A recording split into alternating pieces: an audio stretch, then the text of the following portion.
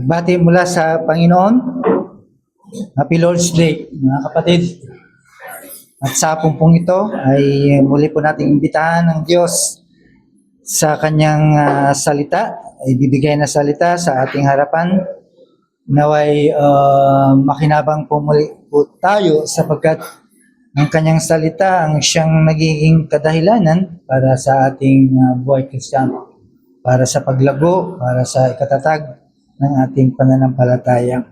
Kaya balikan po natin ang ating binasa kanina sa aklat ni Santiago, chapter 1, verse 19 hanggang verse 21.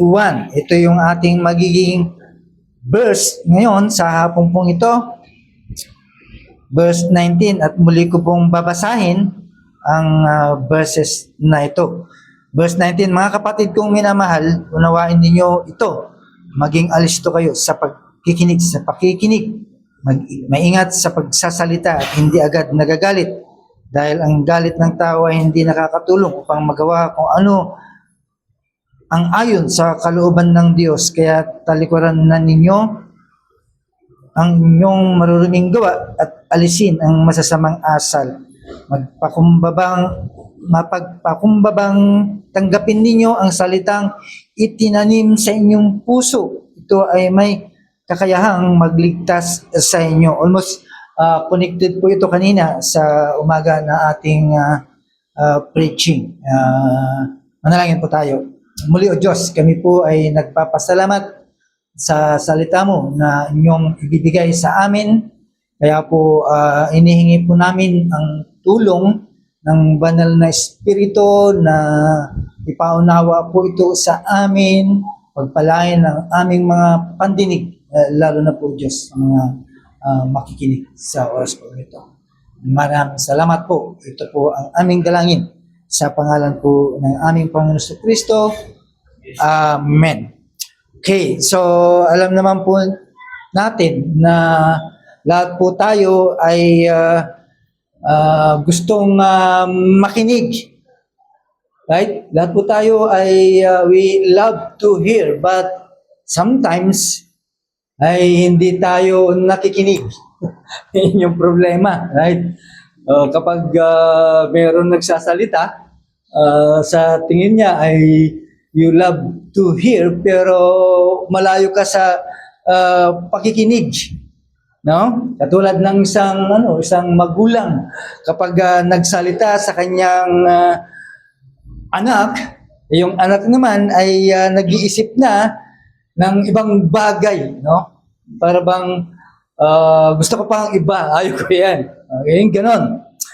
And of course, ang isang teacher, no, abang nangangaral, nagsasalita, yung mga estudyante naman ay naghihintay na ng kalimbang. Ang tagal naman ng kalimbang. Naghihintay sila kung kailan tutunog ang kalimbang. Katulad din yan ng sermon na ipinapangaral. Right? Pero deep inside, ang kanyang puso ay nagdi-disagree, no? Nag-a-argue sa kanyang mga narinig. Kumbaga sa ay is quietly arguing sa kanyang narinig. Para bang nagre-resist siya. May mga bagay na inaayawan po niya, o madaling salita, is drifting, palayo. Ganun ang katotohanan. Ganyan ang mga nangyayari sa ating kapanahonan. That's why James sinulat niya ito sa mga mananampalataya noon at katulad natin ngayon na kung saan ay minamahal natin ang salita ng Diyos. Diba?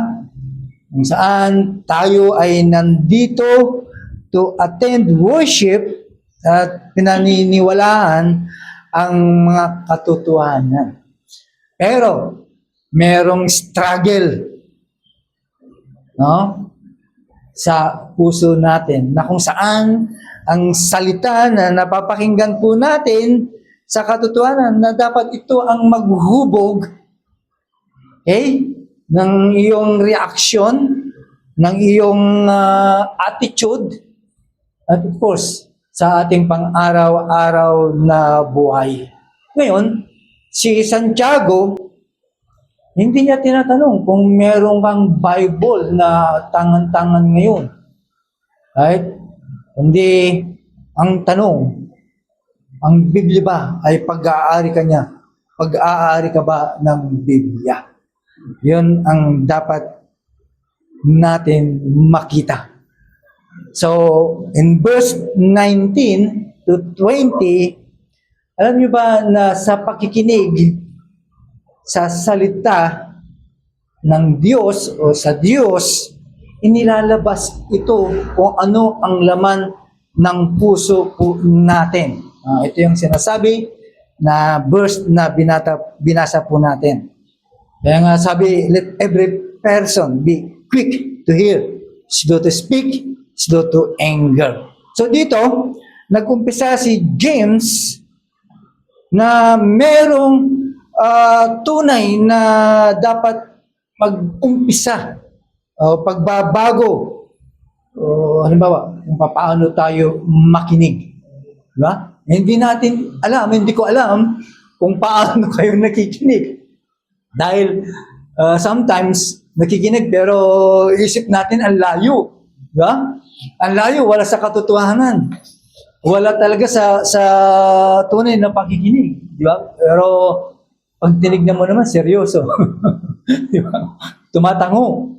Right? So, hindi natin nakikita o nalalaman. Kaya dito, dapat merong tunay na pagbabago kung paano tayo makikinig. Now, i-expose po natin itong ating teksto.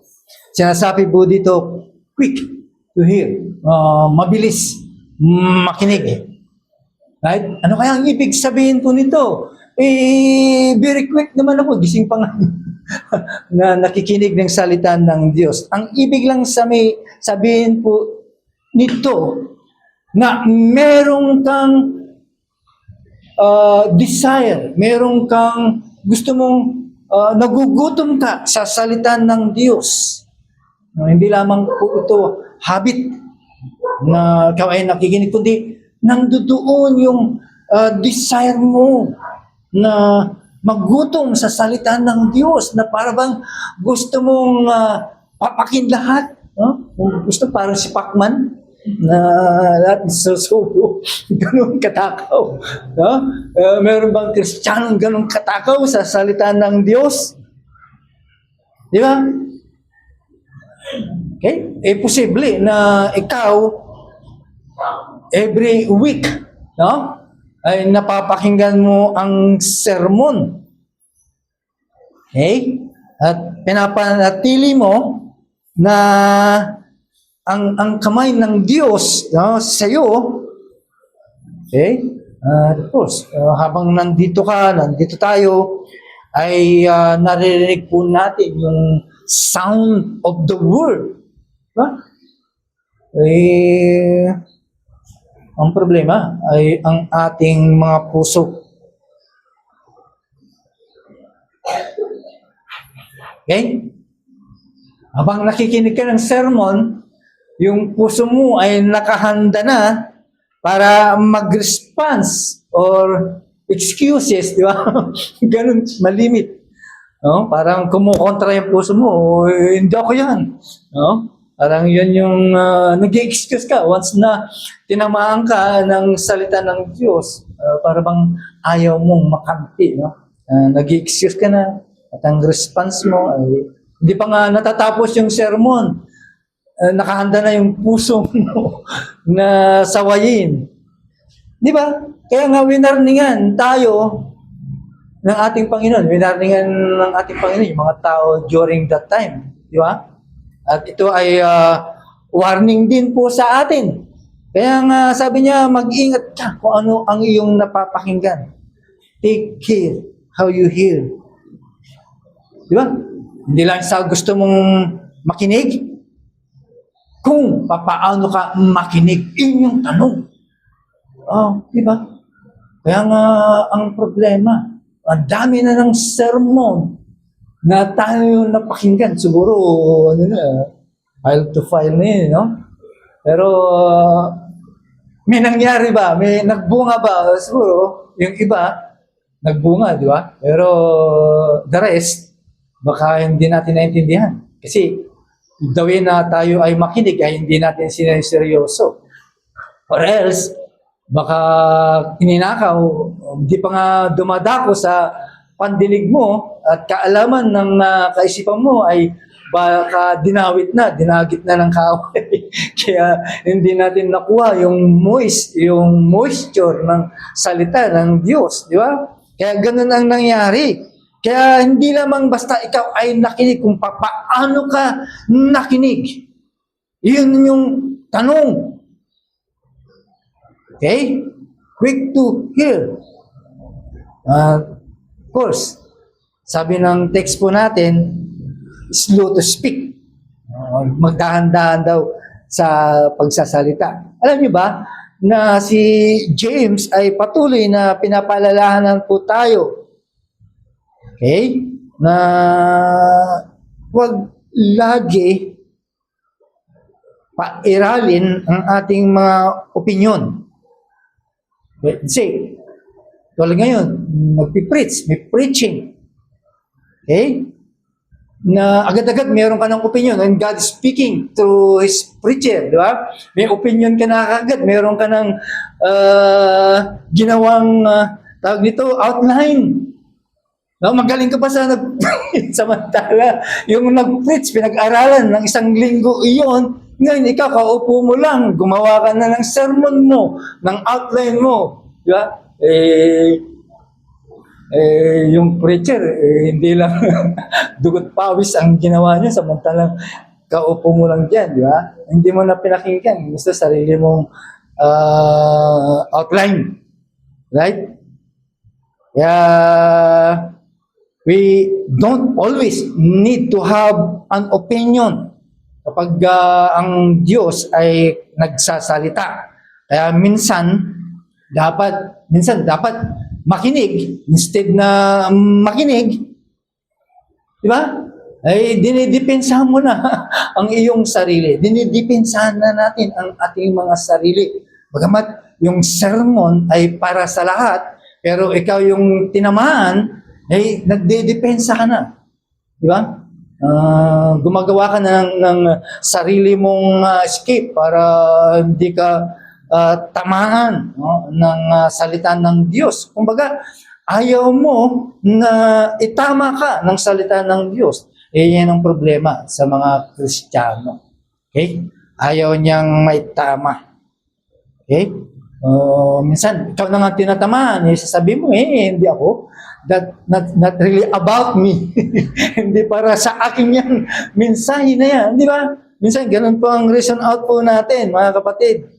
Minsan naman, nandiyan ka, ay, alam ko na yung sermon na iyan.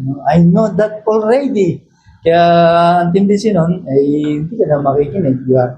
Hindi niya alam na every moment ay nagbabago ang deal ng ating Panginoon sa bawat Kristiyano. Ngayon, kung ayaw mo, ay sorry ka na lang. Diba? Para sa iyo yun. Sometimes naman, ang ibang Kristiyano hindi rin matanggap dahil very extreme. No? Yung kanyang sinasabi. Right, so dito, makikita po natin, alam nyo ba, ang isang tahimik na puso, okay, habang nakikinig, ayan ay isang daan o doorway to real growth. Yan yung daan ng totoong paglago. Hindi pumapalag. Tinatanggap lahat at inaamin na yun ay para sa Kanya. Okay? Para sa Kanya po yun. Okay. So, as I said, no, ihimay-himayin po natin po ito. Now, doon naman tayo sa slow to anger. Tandaan po natin, mga kapatid, ang anger madalas.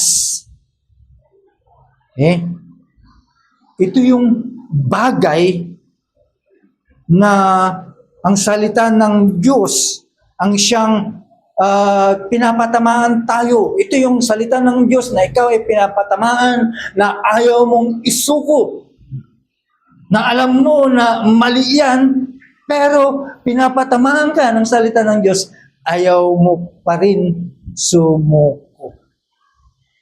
Right? Maaring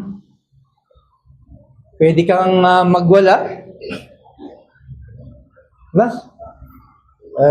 Kasi minsan mahirap pigilin din yung anger po natin. Pwede ka namang sumigaw, pwede mo namang storm out. Diba? Pero sa kaloob-looban po natin, sa puso po natin, we push back. Diba? Ganun ang nangyayari. Kaya malinaw na sinasabi si James sa atin na kung saan ang galit ng tao, human anger never produces God's righteousness. No, hindi nagbubunga yan ng katwiran ng Diyos. Ang katotohanan, ang isang tao na merong pusong magagalitin, yan ay ang pusong ayaw magpatama. It is not a teachable heart.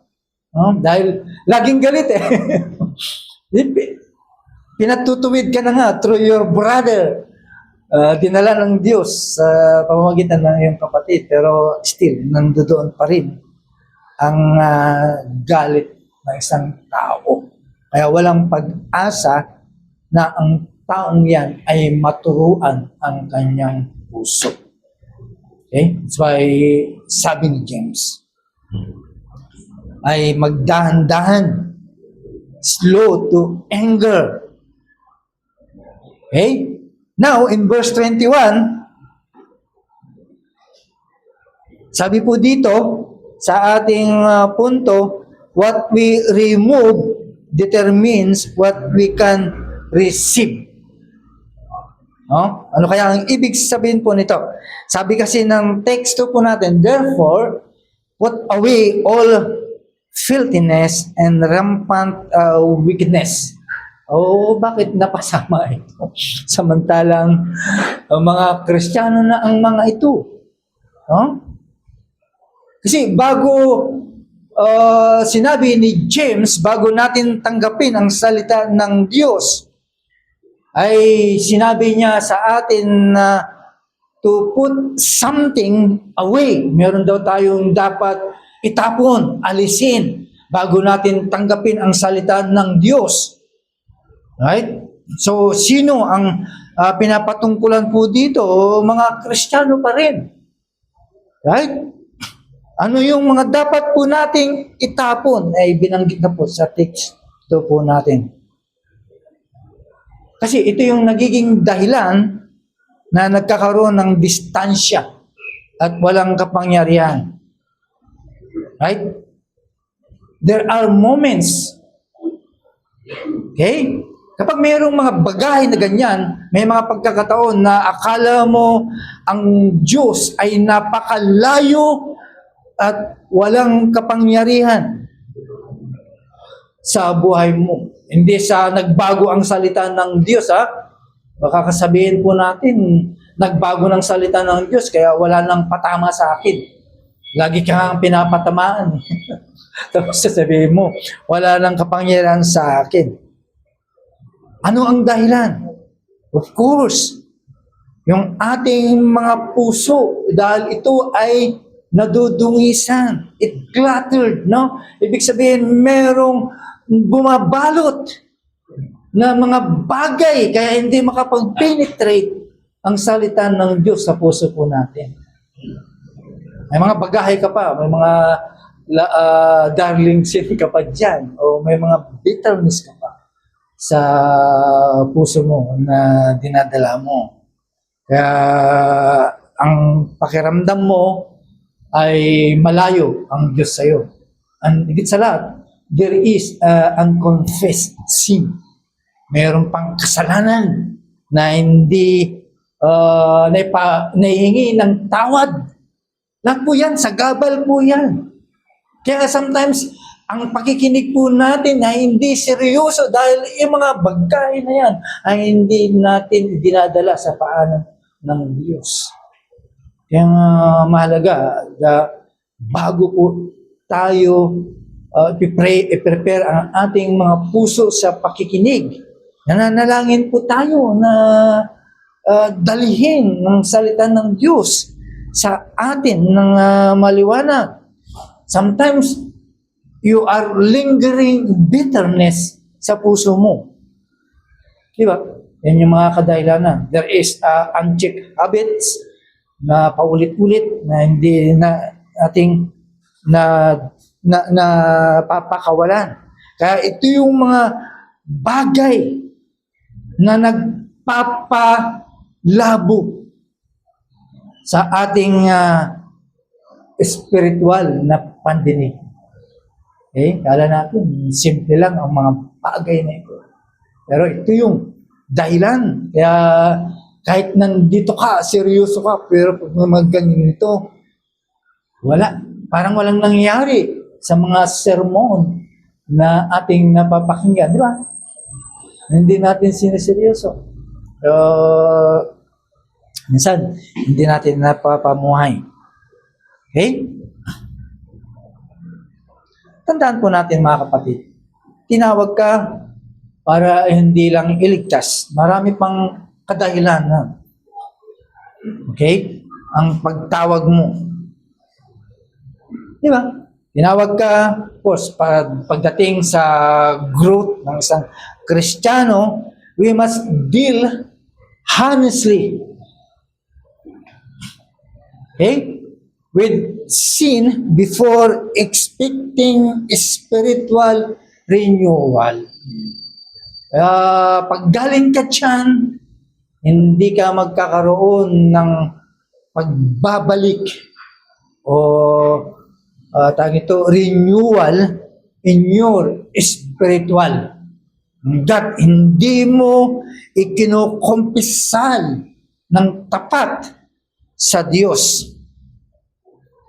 Di ba? Hindi ka naman hinihingan ng Diyos para maging perfecto. It is a reminder to us that God ay not asking for perfection. Di ba? Is just asking for you to be honest. Magiging tapat ka. No? Hinihingi niya yung pagiging tapat, pagiging honesty mo sa Kanya. Na kapag meron kang kasalanan, ipagtapat mo sa Diyos. Yun ang gusto po niya sa isang mga matatapat na Kanyang mga anak. Pero kung ito ay pagtatakpan natin, tandaan po natin mga kapatid, there is no spiritual renewal to you. Yun yung dapat po nating makita. Kaya sabi ng verse 21, kapag ang salita ng Diyos is humbly received, okay? Ano ang magiging bunga nito? Lives are changed. In verse 21. Merong mababago, may pagbabago sa buhay po natin. Yan naman talaga ang ating nice makamtan. Diba? Kaya nga ka naging born again eh. Kaya nga ang tawag sa iyo born again, hindi born again. Kaya tinitignan nila na pag born again, mayroong pagbabagong buhay. Di ba? Yun yung dahilan. Okay? Di ba? Kaya dapat tinatanggap po natin ng merong pagpapakumbaba na dati yung salita ng Diyos na itinanim sa puso mo, ang sabi ng text po natin is able to save your souls. Okay? Marami nang naitanim na salita ng Diyos sa puso po natin. Pero kung merong hadlang, never na lalago ang salita ng Diyos kung iyan. Okay? Never. And wala tayong aasahan na paglago. Okay, kaya nga merong mga Kristiyano, 30 years na, still young Christian pa rin. Bakit? Kasi makurot mo lang, nagwawala na. Masagi mo lang, masabihan mo lang ng ganito, ayaw na, umaalis na. Di ba? Maraming ganyan. Not unless na naging reform, at least kayang tanggapin sa mga bagay pong yun. Reform ako, kaya it means na-reform na ang aking pananampalataya, ang aking buhay. So, hindi problema sa kanya. Kaya balikan po natin. Sabi po dito, it is able to save your soul. That's why I urge you, my dear brothers, to receive the word with meekness. Ano ang ibig sabihin po nito? Ang pagkaalam natin, lagi na lang nakabaw. No? Yung meekness kasi yun lang alam natin. Para bang tupang ligaw o tupang pag pinukpok mo, hindi na sumasagot, di ba? Ganun ang pagkakaintindi ng iba. Yung meekness. Yung meekness po ay ito yung lowering our defenses from God. Di ba? Kasi sometimes, maging depensa tayo regarding sa Diyos. Diba? Dinidepensahan natin ang sarili. Ayoko yan, Lord. Hindi yan para sa akin. Gusto ko yung gusto ko. No? Dinidepensahan po natin ang ating mga sarili sa Diyos. Okay?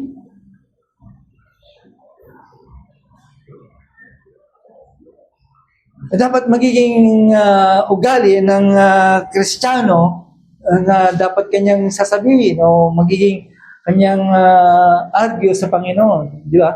Lord, hindi na, ayaw ko na makipag-argue sa iyo. Dahil ang salita mo to me is perfect. It leads me to the valley of so and so. Di ba? Siya nagdadala sa akin. Parang usay. Panted to the water. Di ba?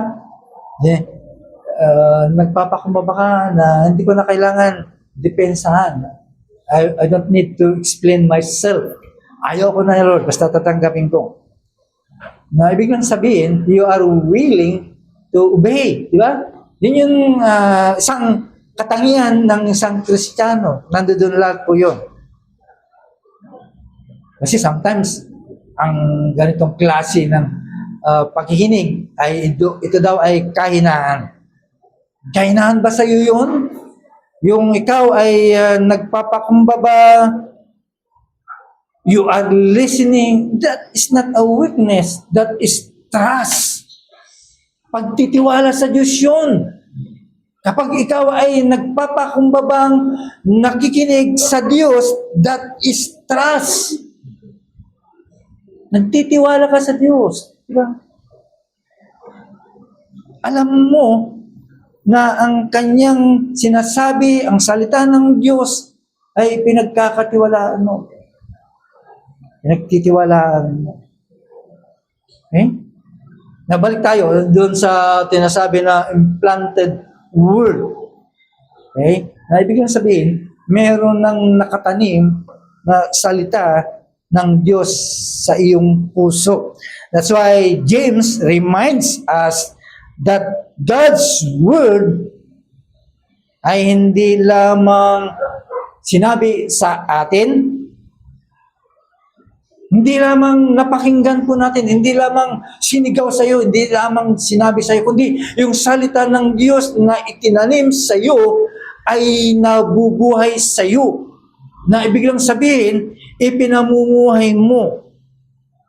Ang salita ng Diyos ay nabubuhay sa atin. Kaya nagkakaroon yan ng bunga. Kaya kapag ang isang makasalanan, nakarinig ng salita ng Diyos, nabubuhay siya. Ikaw pa kaya na Kristiyano, nakatanim na yan dyan. So, ini-expect dyan na merong resulta, merong bagay na binago sa'yo. Di ba?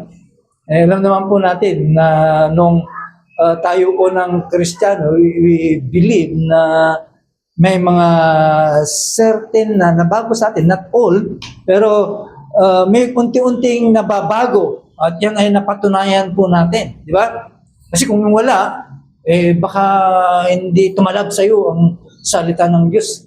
Ang kapal naman ng budhi mo kung hindi tumalab ang salita ng Diyos. Di ba?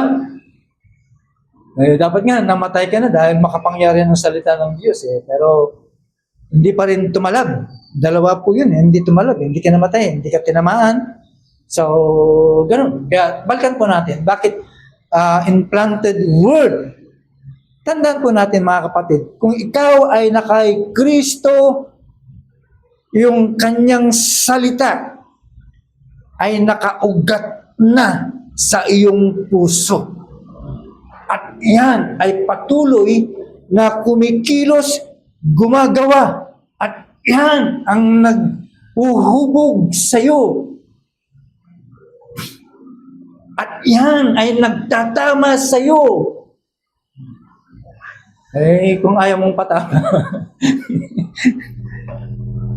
problema mo. Problema ka kung ayaw mong patama. At yan ang nagpapagaling sa iyo. Right? At yan din ang magre-restore sa iyo.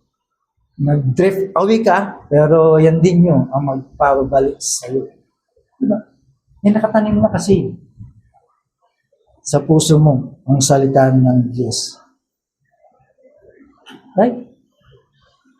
At yan ang resulta na implanted words in our hearts. There is something na dapat makita mo, makita nila.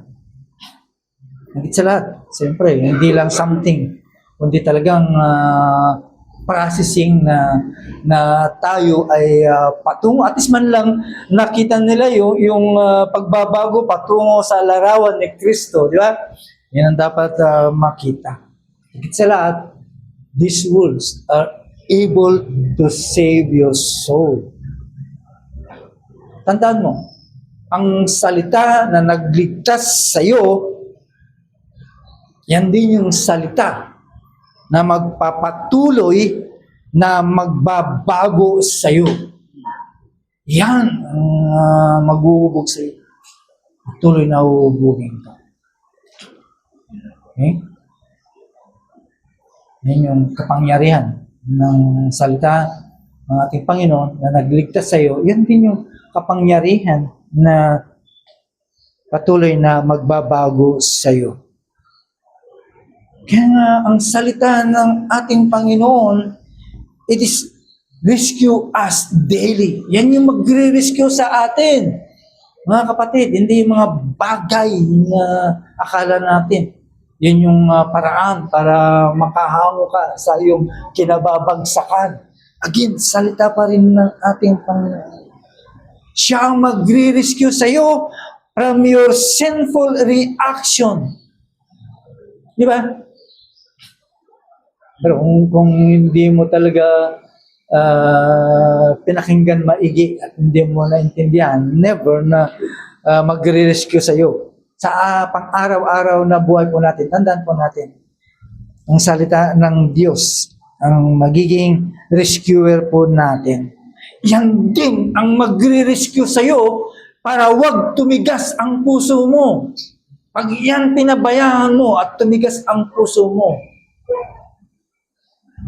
mahirapan ka. Okay? Mahirapan ka kapag tumigas na ang puso mo.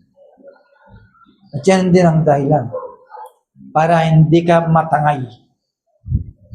Okay? Para hindi ka may spiritual drift. Matangay ka sa spiritual na babago. Kaya tandaan po natin mga kapatid, ang salita ng Diyos is still powerful.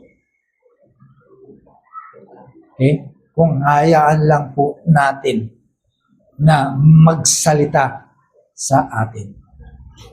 Eh, yan pa rin. Dahil yan pa rin yung nagliligtas eh. Once na we share faithfully to them, ay nagkakaroon ng gusto. Di ba?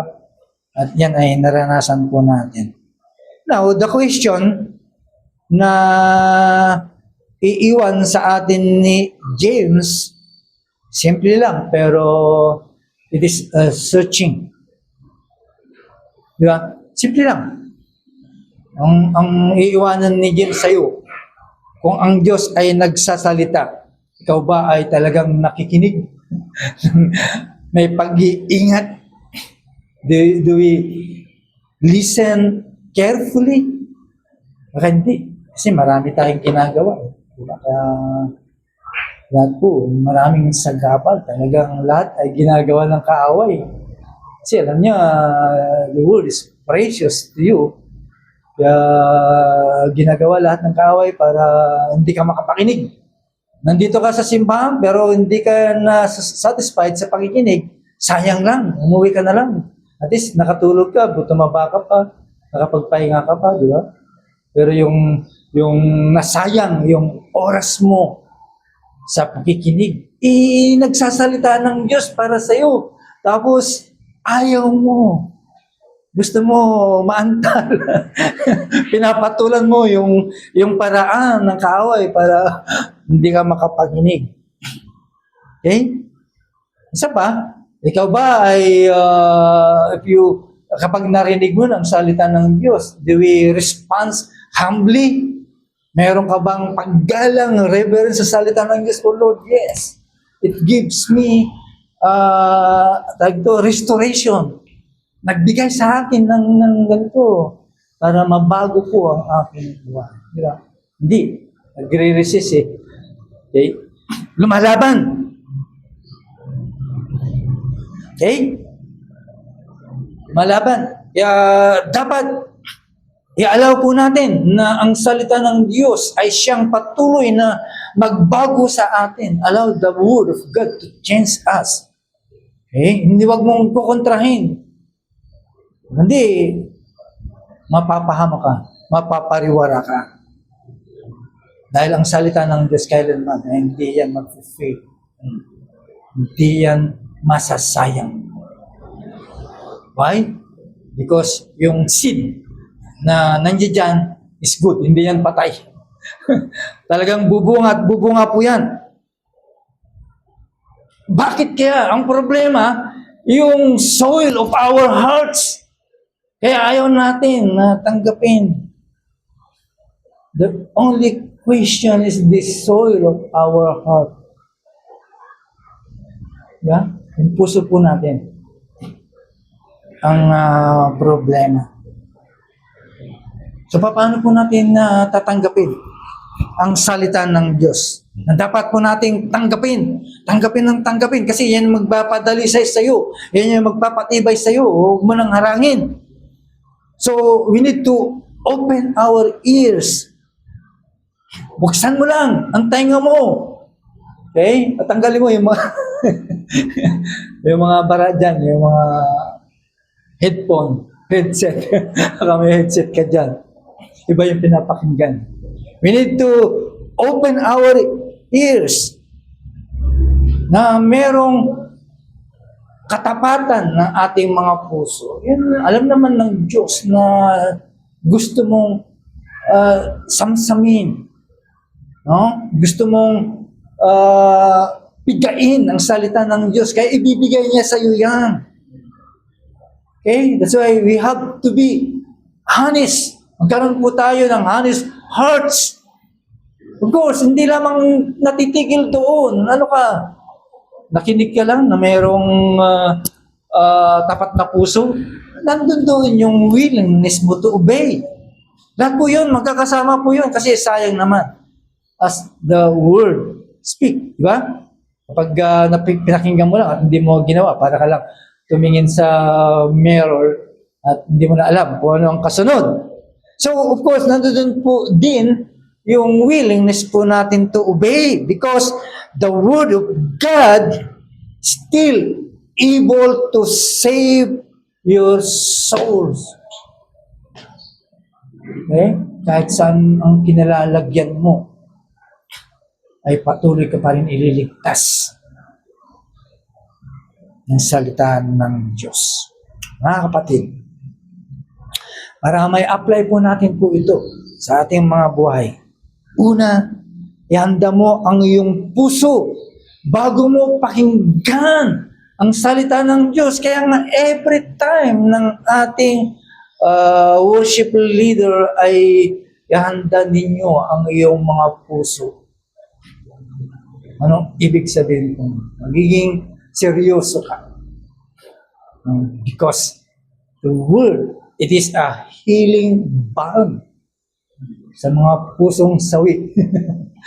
Hindi, sa mga pusong nais na mapakinggan ang salita. Kaya ihanda po natin ang ating mga puso bago po natin pakinggan ang salita ng Diyos. Huwag mong hintayin ang sermon na magbabago sa iyo. Come, ready to be changed. Doon pa lang sa pakikinig, dapat magbago ka na. Hindi yung after the sermon. Paano kung hindi mo natapos yung sermon? Paano umihi ka doon? Tumagal ka ng 30 minutes, hindi na nawala yung paraan kung paano ka, di ba? Yun yung problema. Kaya doon pa lang, mga kapatid, sa bago makinig, kaya kahit iingihi ka na, ayaw ko. Gusto kong tapusin ito. Di ba? Ganun po, seryosong Kristiyano. Kaya habang ikaw ay nakaupo dyan, bago mo buksan yung Biblia mo, o bago ka makinig under the preaching, tanungin mo ito. Ito ang tanungin mo. Okay? Tanungin mo sa puso mo, meron pa ba ako dapat ikumpisal sa'yo? O meron ba ako dapat i-surrender sa'yo? Yun yung tamang, alam naman ng Diyos yun eh. Pag gano'n ng mga katanungan, sabihin ng Panginoon, seryoso itong anak na ito. Okay? Kasi, ang isang pusong handa ay makikinig ng sapat. He listen better. Diba? Maganda ang puso mo, preparado ka, ayaw mo ang pag-alawin ng katabi mo. Yan, nakikinig ako. Handa lang ang aking puso na tanggapin ang salita ng Diyos. Ayaw kong istorbo. Kaya kapag seryoso ka, ay makikinig ka ng maayos. Mas malalim ang pagtanggap mo. You receive deeper. Right? And of course, you will respond faster. Ganon ang dapat makita.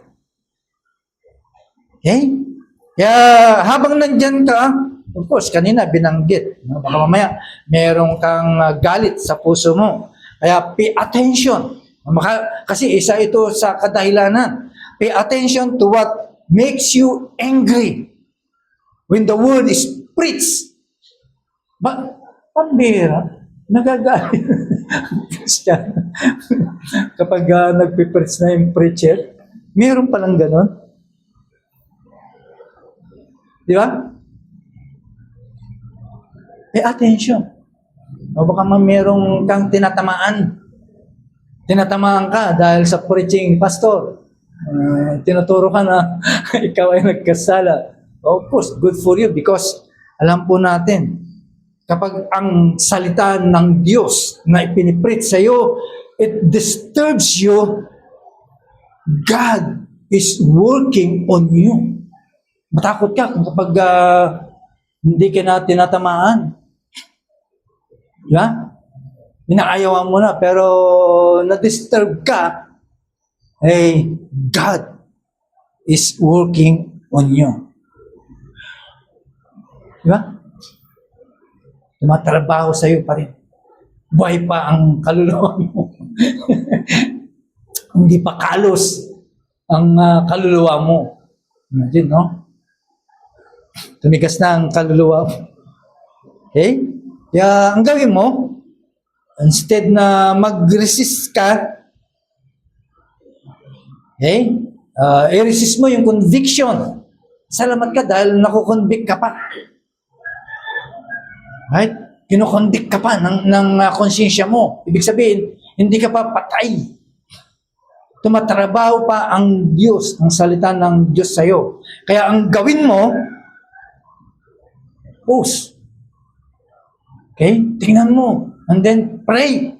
Manalangin ka, mga kapatid. Baka hindi na tayo nagpapakumbaba at nananalangin. Tanungin mo sa Diyos kung ano ang nais niyang ipakita sa iyo. Lahat mo naman yan, sasagutin pa ng Diyos. Okay? Kasi kapag pinabayaan natin po yun, mga kapatid, ang isang galit ay pinapatigas ang puso. Okay? Kapag meron kang galit, daladalang galit, patitigasin ang puso niya. Pero, pag ikaw ay nagpapakumbaba, binubuksan niya ang pintuan ng paglago ng Kristiyano. Hindi ka ma-stuck po dyan. Lalago at lalago.